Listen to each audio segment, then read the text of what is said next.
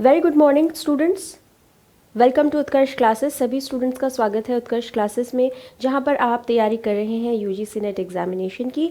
तो आज हमारा एक बहुत इंपॉर्टेंट टॉपिक जिसे हमने डिस्कस करना है बिफोर गोइंग टू एग्जाम। जी हाँ, तुक्का कैसे लगाएं। So basically UGC net aspirants के लिए एक बहुत बड़ा प्लस पॉइंट है इस एग्ज़ाम का, जहाँ पर नेगेटिव मार्किंग नहीं होती।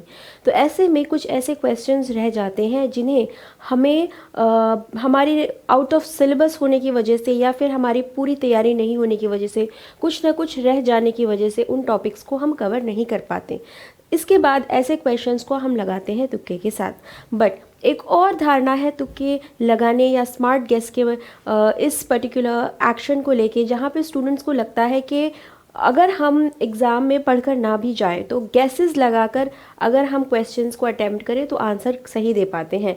तो ये मिथ जो है मैं आज आप लोगों के सामने रखना चाहती हूँ, which is completely incorrect. Reason being कि स्मार्ट गैस या तुक्का लगाना भी सक्सेसफुल तभी होता है जब आपने उस पर्टिकुलर टॉपिक को या उस पर्टिकुलर यूनिट या चैप्टर की पढ़ाई की हुई हो। तो मेक श्योर कीजिए जब भी आप एग्ज़ाम में जा रहे हैं कौन कौन से गैसेस आप लगाएंगे, किस तरीके से किसी क्वेश्चन को का सही ऑप्शन फाइंड आउट करेंगे, उसकी भी अपनी एक टेक्निक होती है, उसका भी अपना एक आर्ट होता है।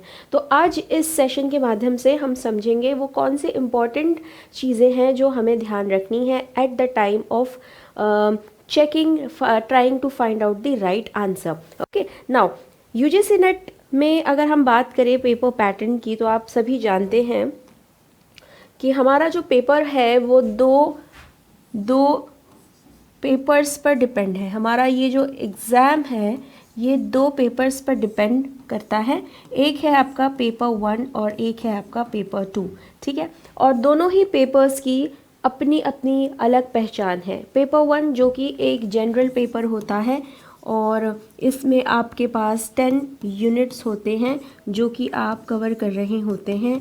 और इसी तरह से पेपर 2 आपका सब्जेक्ट बेस्ड पेपर होता है, वो सब्जेक्ट जो आपने आपकी मास्टर्स में किया था, ठीक है, जिसमें आपके पास पोस्ट ग्रेजुएशन है और इसके अंदर भी आपको 10 यूनिट्स मिलते हैं। तो सबसे पहली बात तो ये है कि हर एक यूनिट को इक्वल वेटेज देना या इक्वल वैल्यू देना इज़ समथिंग चैलेंजिंग जॉब, क्योंकि आप पूरे ये 10 यूनिट्स पेपर 1 के पेपर 2 के इक्वल कैपेसिटी के साथ उनकी तैयारी पूरी कर पाए तो थोड़ा सा मुश्किल है, क्योंकि कुछ यूनिट्स ऐसे होते हैं जो डिफ़िकल्ट होते हैं समझने में। जैसे कि पेपर 1 में डीआई काफ़ी डिमांड करता है प्रैक्टिस, मैथमेटिकल रीज़न, बहुत सारे स्टूडेंट्स जो मैथ में कमज़ोर होते हैं। आरसी जो कि दिखने में बहुत साधारण सा यूनिट लगता है, लेकिन अपने आप में एक ऐसी कैटेगरी है इस यूनिट की जिसमें आपको बहुत सारी टेक्निक्स का इस्तेमाल करना होता है। इससे रिलेटेड मैंने एक आरसी का आपके लिए संडे के दिन आपका लास्ट संडे मैंने एक लेक्चर भी लिया था।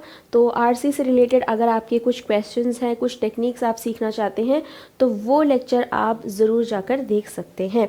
तो यहाँ पर हमारे 2 पेपर्स होते हैं, पेपर 1 पेपर 2। पेपर 1 जो कि एक जनरल पेपर होता है, पेपर 2 जो कि पॉलिटिकल साइंस हम पढ़ा रहे हैं तो पॉलिटिकल साइंस का होगा। कॉमर्स वाले कॉमर्स करेंगे, हिस्ट्री वाले हिस्ट्री, ज्योग्राफी, मल्टीपल सब्जेक्ट्स हैं जो कि आपके मास्टर्स से रिलेट करते हैं। तो यहाँ पर अब सवाल ये आता है कि सिलेबस हमने पूरा पढ़ लिया और थियोरीज़ हमने कर ली, कंसेप्ट्स हमने बिल्ड कर लिए, तो इनको क्वेश्चंस के माध्यम से कैसे सॉल्व किया जाए। So UGC NET MCQ based paper है जिसमें आपको सब्जेक्टिव क्वेश्चंस नहीं आते, आपको ऐसे राइटिंग्स नहीं करनी होती है, बल्कि गिवन क्वेश्चंस के साथ जो ऑप्शंस है उन्हीं में से सही आंसर फाइंड आउट करना होता है। जैसे कि एग्ज़ाम धीरे धीरे हर साल 2 शिफ्ट्स में या 2 साइकिल्स में होता है, तो हर बार हम देख रहे हैं कि एक नया ट्रेंड आ रहा है जहाँ पे डायरेक्ट क्वेश्चंस नहीं पूछे जा रहे हैं। यानी कि बहुत सारे ऐसे क्वेश्चंस हैं जो कि सोचकर, समझकर और उनके ऑप्शंस इस तरीके से कंफ्यूजन क्रिएट करते हैं कि आपके लिए क्वेश्चन को टफ बनाया जाए। तो आसानी तब हो जाती है किसी क्वेश्चन के आंसर को करने में जब क्वेश्चन सीधा दिया हुआ हो और उसका सही आंसर ऑप्शन में आप फाइंड आउट कर पाएँ। लेकिन ऐसे क्वेश्चंस जिसमें स्टेटमेंट्स हों या जिसमें सीक्वेंस हो या जिसमें क्रोनोलॉजी हो, ऐसे क्वेश्चंस को सही तौर पर उनके सटीक आंसर लगाना, it is something which is called an art, which is called a technique. तो वही टेक्निक्स, वही चीज़ें आज हम इस क्लास के माध्यम से डिस्कस करेंगे। तो देखेंगे कौन से ऐसे इंपॉर्टेंट फैक्टर्स हैं जिसे हमें ध्यान देना है। सबसे पहली बात आपको याद रखना है कि क्वेश्चन का जो पैटर्न होता है वो ईजी टू डिफ़िकल्ट होता है।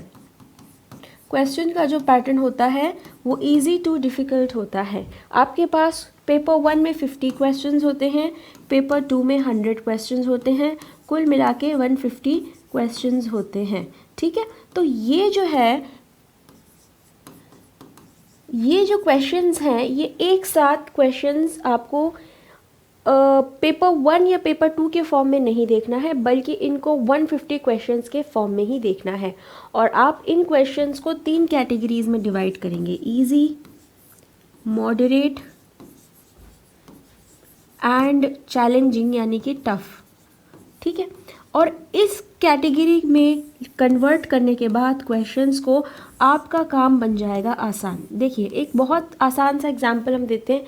जब भी आप सपोज़ आपने जिम ज्वाइन किया है, ठीक है, और पहला दिन है आपके जिम का, तो आपको वेट्स दिए गए हैं ट्रेनर के द्वारा, या जो भी आपका जिम गाइड है उसने आपको कहा है कि आपको अभी आज क्या करना है, वेट्स उठाने हैं।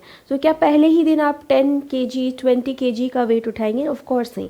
Since it is your very first day, तो मे बी आपको वो 1 kg 2 kg 3 kg 5 kg का वेट दे, और उसके अकॉर्डिंग आपकी प्रैक्टिस शुरू हो जाएगी। जिस तरह से दिन गुजरते जाएंगे आपके वेट में, आपके वेट उठाने में, वेट लिफ्टिंग में इंक्रीजिंग होगा, है ना, बढ़ोतरी होगी। इसी तरह से क्यों हमें बताया जाता है कि हमें इजी चीज़ों से या बेबी स्टेप्स से या स्मॉल स्टेप्स से शुरुआत करनी चाहिए, because the more you take steps the more you become confident. और यही चीज़, यही फॉर्मूला हमें अप्लाई करना है एग्ज़ाम के दौरान। तो सबसे पहले आपको ये मेक श्योर करना है कि आपके क्वेश्चंस 50 अलग पेपर 1 में और 100 अलग पेपर 2 में नहीं है। ये कुल मिला के एक ही गोल है, विच इज़ 150। ठीक है, अब उस 150 में आपको क्या करना है, आपको ज़रूरी नहीं है पेपर 1 पहले करना, ज़रूरी नहीं है पेपर 2 पहले करना। आपको सिर्फ और सिर्फ अपना, जैसे ही आपकी स्क्रीन ओपन हो जाती है, you just have to see the question, you found it difficult, skip it, proceed to the next. यानी कि आपको वहाँ जैसे ही क्वेश्चन पढ़ के अंदाज़ा हुआ कि भाई ये तो DI का क्वेश्चन है, ये RC का क्वेश्चन है, ये मैथमेटिकल रीजन का क्वेश्चन ना, इस तरह के यूनिट्स आपके लिए बहुत आसान है फिगर आउट करना कि ये टफ होने वाले हैं, जिसे आप आसानी से स्किप करते हैं। लेकिन बहुत सारे ऐसे क्वेश्चन हैं जो कि टीचिंग एप्टीट्यूड में आ रहे हैं, रिसर्च में आ जाते हैं, कम्युनिकेशन में आ रहे हैं, या पेपर 2 में है। तो उन क्वेश्चंस को पढ़ते ही आपको अगर समझ आती है कि क्वेश्चन टफ है, तो quickly skip the question and move to the next. इस तरह से आप फिल्टर करेंगे, क्या करेंगे, आप फिल्टर करेंगे उन क्वेश्चंस को जो आपके लिए बहुत आसानी से आपको स्कोर्स दे सकते हैं। तो ये होंगे वो यूनिट्स, या ये होंगे या वो क्वेश्चंस जो बहुत आसानी से आपको क्या करेंगे, स्कोर देंगे in the form of easy question. तो अब ये इजी क्वेश्चन पेपर 1 में भी हो सकते हैं, पेपर 2 में भी हो सकते हैं। तो एक साथ आपने अपने एग्ज़ाम को, इस पूरे के पूरे पीरियड को आपने 3 हिस्सों में भाग देना है, easy questions, moderate questions and tough questions. Suppose आपने कुल मिला के 50 क्वेश्चंस कर लिए जो कि इजी थे। नाउ अब बारी आती है टफ क्वेश्चंस की। नाउ टफ क्वेश्चंस यानी कि वो क्वेश्चंस जिसमें आपको 50-50 का चांस है, आप डाउटफुल है, थोड़ा आपको दिमाग लगाना पड़ रहा है, राइट, थोड़ा सा आपने एलिमिनेशन मेथड यूज़ करना है। तो ऐसे क्वेश्चंस को आप देंगे सेकेंड फेज़ में। सेकेंड फेज़ में आप करेंगे ये मॉडरेट क्वेश्चन, और जैसे ही आपके ये मॉडरेट और इजी क्वेश्चंस हो जाते हैं, तो हार्डली हो सकता है आपके पास 10 से 15 क्वेश्चंस, 20 क्वेश्चंस ऐसे हो जो टफ की कैटेगरी में जाते हैं। Now your mind is prepared, your mind has been relaxed कि आपने आधे से ज़्यादा पेपर कर लिया है। अब बचे हुए समय में आपको मेक श्योर करना है कि ये टफ क्वेश्चंस आप करेंगे। सो इन दैट केस आप एक क्या कर रहे हैं, एक पिरामिड तैयार कर रहे हैं, है ना। आप एक पिरामिड तैयार कर रहे हैं जहाँ पे आपने फाउंडेशन बनाई है, अपने कॉन्फिडेंस की, याद रखिए, अपने कॉन्फिडेंस की फाउंडेशन आपने बनाई है इजी क्वेश्चंस को करके। फिर उसके बाद आपने टफ क्वेश्चंस को, मॉडरेट क्वेश्चंस को कवर किया है, जिसमें आपको थोड़ा सा मेहनत करनी पड़ी है, थोड़ा सा टेक्निक्स लगानी पड़ी है। और तीसरा होगा आपका टफ क्वेश्चन का, जो कि आपके अगेन आपके स्मार्ट गैस, वो टेक्निक्स जो आज हम डिस्कस कर रहे हैं उसके बेसिस पर आएगी। तो हमारा जो फोकस होता है तुक्का लगाने का, तुक्का लगाना which means a smart guess, वो इसी एरिया में आता है जिसको हम स्मार्ट गेस के शक्ल में सॉल्व करते हैं। तो ये एक तरीका होगा, आपका अप्रोच होगा, जो कि आप एग्ज़ाम के दौरान करेंगे। Now let's quickly discuss about कौन कौन से तरीके हैं, कौन कौन से मेथड्स हैं तुक्के लगाने के या स्मार्ट गेसेस करने के eight the time of exam. तो पॉलिटिकल साइंस वाले स्टूडेंट्स के लिए आमतौर पर असर्शन रीज़न के क्वेश्चंस आते हैं, ठीक है। असर्शन रीज़न क्वेश्चंस आप जानते हैं, जिनमें 2 स्टेटमेंट्स होते हैं और उन दोनों को एक दूसरे से रिलेट करके 4 ऑप्शंस के द्वारा सॉल्व करना होता है। तो पहला तरीका आई एम श्योर आपको पता होगा असर्शन रीज़न को सॉल्व करने का, यही है कि दोनों ही स्टेटमेंट को, असर्शन को आपने क्या करना है, इंडिविजुअली रीड करना है और उसके मीनिंग को समझना है। इसी तरह से रीज़न को इंडिविजुअल रीड करना है और उसके मीनिंग को समझना है। तो असर्शन को समझकर ये देखना है कि क्या वो स्टेटमेंट सही है या नहीं, ठीक है। तो जैसे जैसे आप स्टेप्स बढ़ते जाते हो, सपोज असर्शन रीज़न में जो ऑप्शंस आते हैं वो कुछ इस तरह से होते हैं कि A and R correct and they explain each other, ठीक है ना, और आर एक्सप्लेन्स ए। इसी तरह से ए एंड आर करेक्ट तो है लेकिन एक्सप्लेन नहीं करता, ये होता है आपका दूसरा ऑप्शन, एक्सप्लेन नहीं करता, ठीक है। एक ऑप्शन होता है ए करेक्ट है आर सही है, ए सही है और आर गलत है, इसी तरह से आर सही है और ए गलत है। तो आपके ये जो 4 ऑप्शंस हैं, अभी इसको आपने एलिमिनेशन मेथड के थ्रू सॉल्व करना है। तो स्टेटमेंट 1 असर्शन को पढ़िए, उसके मीनिंग को समझिए, स्टेटमेंट सही जा रहा है तो जहाँ जहाँ स्टेटमेंट ऑप्शंस में लिखे हुए हैं कि ए गलत है वो कैंसिल कर दीजिए। सेम विद आर अगर कहीं गलत जा रहा है तो स्टेटमेंट पढ़ना है, रीज़न अगर सही है, मेक सेंस करता है तो बिल्कुल गो अहेड, और जहाँ जहाँ लिखा है आर गलत है उसे कैंसिल कर दीजिए। अब बच जाते हैं शुरू के 2 ऑप्शंस। आमतौर पर यही सिचुएशन असर्शन रीज़न में आती है जहाँ पर आसान नहीं होता काम, यहाँ पर हम 50-50 नहीं कर पाते, क्योंकि कभी कभी इंटरप्रिटेशंस ऐसी होती हैं कि असर्शन और रीज़न एक दूसरे को एक्सप्लेन कर रहे हैं, कभी कभी हमारा लॉजिक बोलता है नहीं ये नहीं कर रहे एक दूसरे को, तो हम ऐसे क्वेश्चंस पर 50-50 हमारे चांसेस होते हैं, 50% राइट 50% रॉन्ग होने के। तो मेक श्योर कीजिएगा कि हर एक स्टेटमेंट को इंडिविजुअली पढ़ना है और उसके बाद जब दोनों स्टेटमेंट सही हो और उनको कनेक्ट करने के लिए आपको इस्तेमाल करना है बिकॉज को, ठीक है, वाई को, दैट्स वाई को, देयरफॉर, देयर हेंस, एज, ठीक है। तो ऐसे वर्ड्स लगा के कनेक्ट करके देखिए क्या रीज़न जो है वो कथन को, स्टेटमेंट को, असर्शन को क्या कर रहा है, सक्सेसफुली एक्सेप्ट कर रहा है या नहीं, ठीक है। तो ये एक चीज़ आपको ध्यान रखनी है assertion reason type of question के लिए। नाउ सेकेंड इम्पॉर्टेंट एक टाइप आता है जिसे हम कहते हैं क्रोनोलॉजिकल क्वेश्चंस। तो क्रोनोलॉजी में आपको याद रखना है कि ज़रूरी नहीं है आपको सभी ऑप्शंस या सभी क्वेश्चंस की क्रोनोलॉजी बराबर पता हो। ऐसे क्वेश्चंस में suppose A, B, C and D, ठीक है, इसकी क्रोनोलॉजी लगानी है, ठीक है, इसकी क्रोनोलॉजी कुछ है इस तरह से 1 2 3 4। तो हमें 4 ऑप्शंस दिए, सपोज ये पहले आएगा, ठीक है, और ये आखिर में आएगा। तो ये जो आना है, ये this third should come first और 1 शुड कम लास्ट। ज़रूरी नहीं है कि आपको हर एक का राइट अवे आंसर मिल जाए। क्रोनोलॉजी क्वेश्चन में 2 चीज़ों को हमेशा याद रखिए, पहला और आखिरी ढूंढने की कोशिश कीजिए। सपोज अगर दिया हुआ है कार्ल मार्क्स की बुक्स को लगाना है क्रोनोलॉजी के अकॉर्डिंग, तो ज़रूरी नहीं है कि हर कार्ल मार्क्स की हर बुक आपको पता होगी कौन से ईयर में आई है। ऐसे में पहली बुक अगर आपको याद है या लास्ट बुक अगर आपको याद है, उसके अकॉर्डिंग ऑप्शंस में ढूंढिए कि पहला क्या होगा और आखिरी क्या होगा।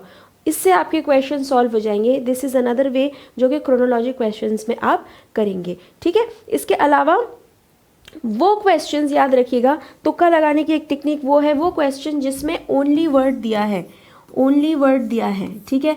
ये ओनली वर्ड वाले क्वेश्चंस जो होंगे ये एब्सोल्यूट कहीं दिया होगा या एक्सट्रीम वर्ड कहीं दिया होगा। तो ऐसे वर्ड्स जो कि कहीं ना कहीं एक हम कह सकते हैं कि एक फैक्ट नहीं होने को साबित करते हैं कि it is the only way, ये एक ही रास्ता है। तो ऐसे वर्ड्स जिसमें ओनली, एब्सोल्यूट, एक्सट्रीम और वर्ड्स आते हैं, ऐसे ऑप्शंस ही अक्सर सही होते हैं, ठीक है। ऐसे ऑप्शंस ही अक्सर सही होते हैं, ठीक है। तो स्टेटमेंट्स ऐसे याद रखिएगा कि 4 स्टेटमेंट्स, जैसे कि क्वेश्चन पूछा गया है नॉट में, तो याद रखना नॉट में आंसर्स हमेशा याद रखना ओनली, एब्सोल्यूट एंड एक्सट्रीम को लेके। इसके अलावा स्टूडेंट्स एक चीज़ और याद रखनी है आप लोगों ने, that is related to the question. Now question में अक्सर हम पढ़ते हैं कि suppose there is a question that the 2024 general elections happen in India, ठीक है।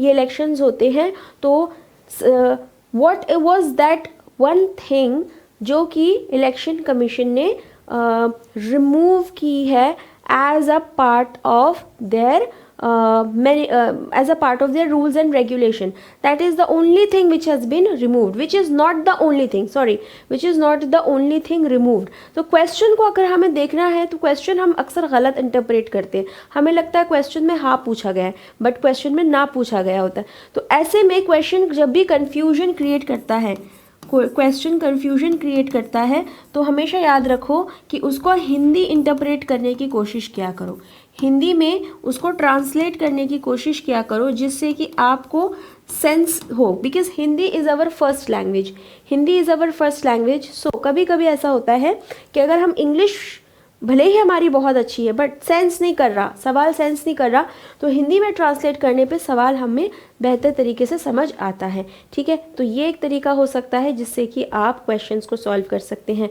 तो क्या क्या चीज़ें हमने डिस्कस की है, हमने डिस्कस किया कि क्वेश्चन पेपर को आपने 3 फेजेज़ में बदलना है, जिसमें easy, moderate and tough questions होंगे। इसके बाद आपको दूसरा इंपॉर्टेंट फैक्टर आपको याद रखना है, जिसमें कि हमने बात की थी assertion reason type of questions की, कि किस तरीके से क्वेश्चन सॉल्व हो सकते हैं।